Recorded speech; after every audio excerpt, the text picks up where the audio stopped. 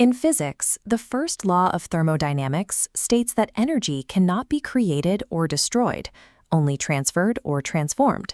When an architect designs a skyscraper in a hurricane zone, the building must absorb and disperse the kinetic energy of a massive storm. If the structure is too rigid, the pressure will snap it in half. It survives by swaying. Now apply that exact same physical law to human biology. What happens when a complex biological structure, the nervous system, is placed under constant, inescapable environmental stress?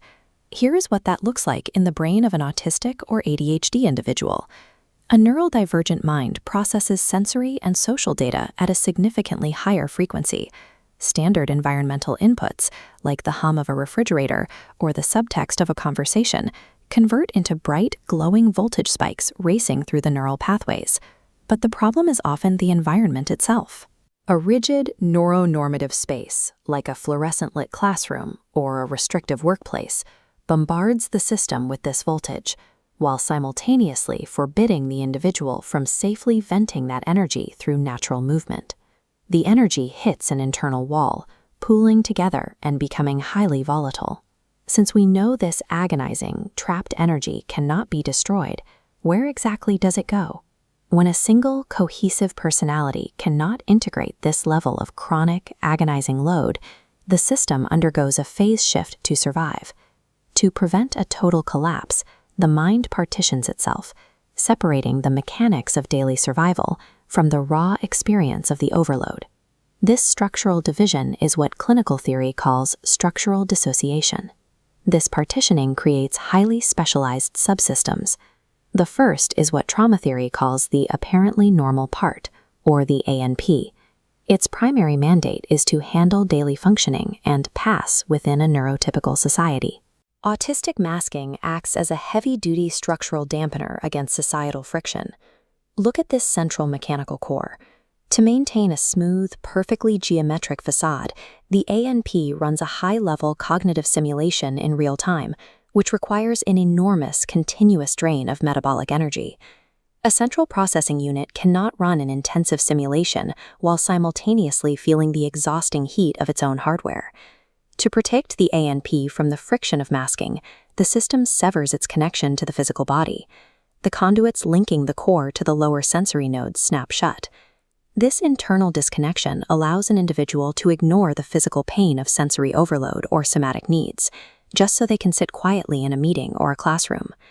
The profound emotional restriction and numbness common in those who heavily mask is a mechanical necessity. It is the only way to keep the simulation running without the system overheating.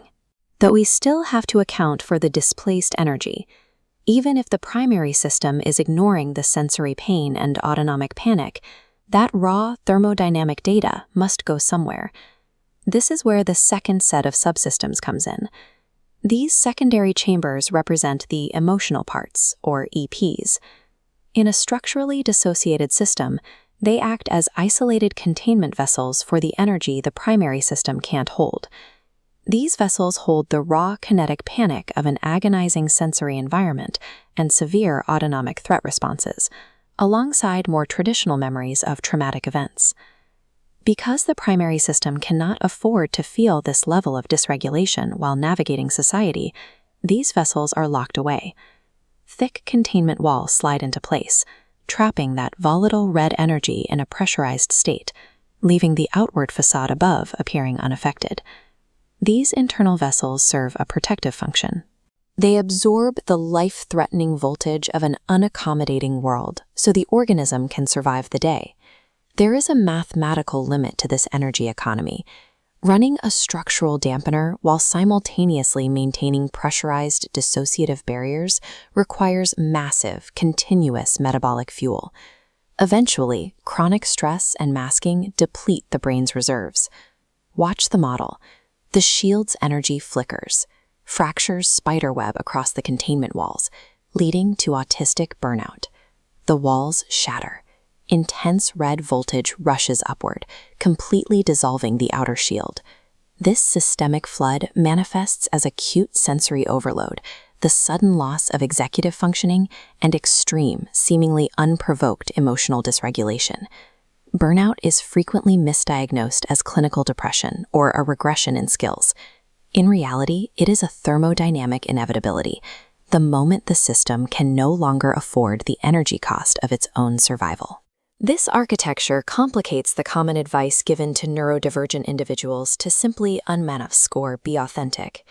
If you abruptly pull a massive, load-bearing support column out from beneath a concrete highway overpass, the entire roadway above instantly and violently collapses.